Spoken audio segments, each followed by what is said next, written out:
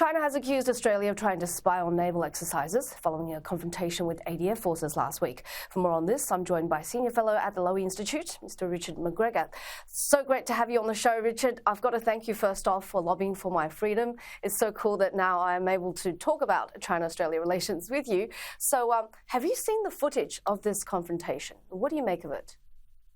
Look, I haven't seen the footage of it, but I think the first thing to say is that the helicopter in question was in international waters on a UN exercise. Now, it may be that there was something else going on. I can't say one way or another.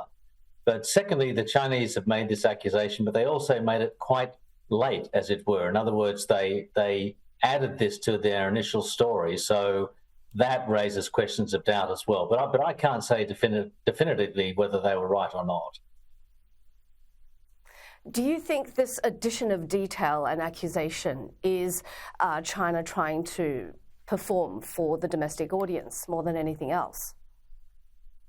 Yes, I think it's performing for the domestic audience, but also, frankly, performing for Australia because they want to stop Australia, the Australian Navy, the Australian military in any form, patrolling waters in North Asia and in parts of Southeast Asia and the South China Sea.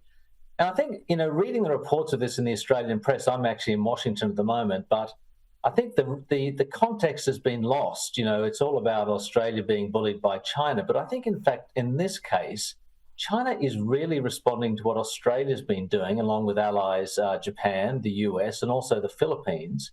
We've actually been on the front foot in this respect, in doing joint patrols with our allies.